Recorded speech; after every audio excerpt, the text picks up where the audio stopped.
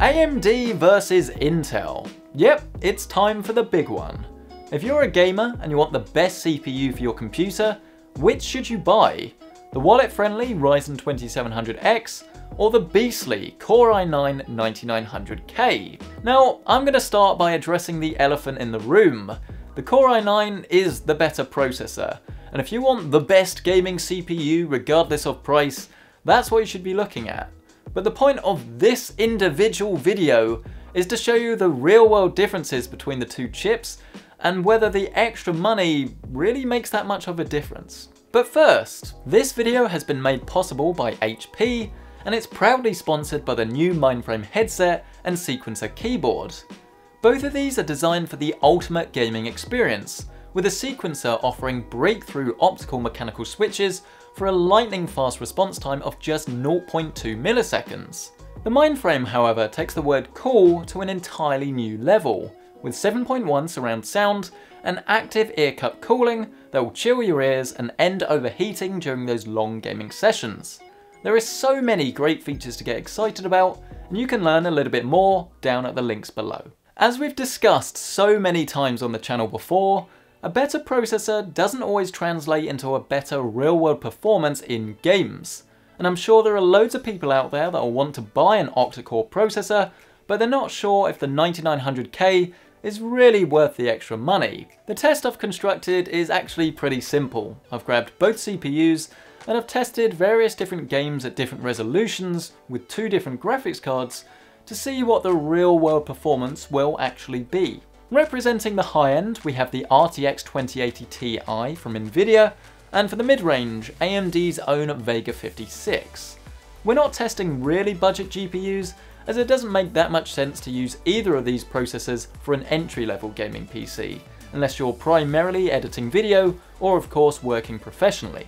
To keep things nice and fair, each CPU was running at stock settings, with 16GB of RAM that was running at 3200 MHz, and all the games were loaded off a SATA SSD.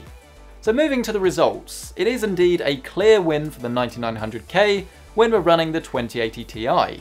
These are exactly the sort of numbers you're likely to see whenever you're looking at CPU reviews, but I would like to point out that a couple of frames here and there aren't necessarily going to be all that noticeable, if at all, when you're playing these games, so always take them with a slight pinch of salt. Because if you look a little bit closer, you'll notice that while it is indeed a clear victory for the 9900K, the 1440p and 4K results aren't actually all that different from AMD's chip, and unless you're running a high refresh rate monitor, you wouldn't be able to access this lost FPS anyway. But speaking purely objectively, it's very clear that the Intel chip is the better gaming CPU, and if you have the money for an RTX 2080 Ti, well, you can probably afford the 9900K, and that's exactly what you should go for. But I'm sure this doesn't really come as that much of a surprise, and you probably knew all of this when you clicked on the video. So the real talk starts when you look at the more mainstream computer. Because let's face it, buying a gaming PC is about getting as much performance as possible within your price range. And when it comes to buying advice, I think that these numbers might really help a lot of people out. So we whacked in the Vega 56, and then the gap between both CPUs actually closed almost entirely in Battlefield 5, with the chances of anyone being able to tell the difference between the two systems being practically zero. But this was running DirectX 12, as both PUBG and Fortnite unfortunately do still show a clear performance gap between the two systems. So what this tells me is that while there is a noticeable performance gap, it's likely to close up in the more modern and optimized titles, but not be hugely detrimental in the others. So the boost to the FPS is certainly appreciated from the 9900K, but it's hardly £250 worth. My advice here is pretty simple. If you can afford the absolute best, and you've got a really high-end graphics card, then you should go for the 9900K. It's the best gaming CPU, and I'm sure it will serve you well for years to come. But if you're browsing for mid-range parts, you'd be much better off grabbing the 2700X than spending that £250 on an even more powerful graphics card, as this will net you a more noticeable gain to frame rates and some lovely visual upgrades to boot.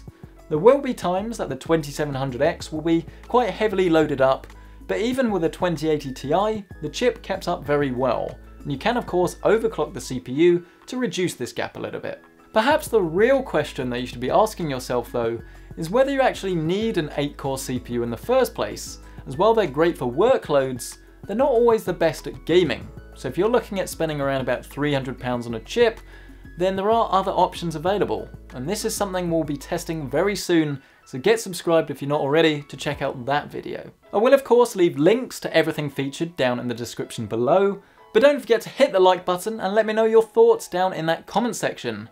And of course, once again, a massive thank you to HP for sponsoring this video.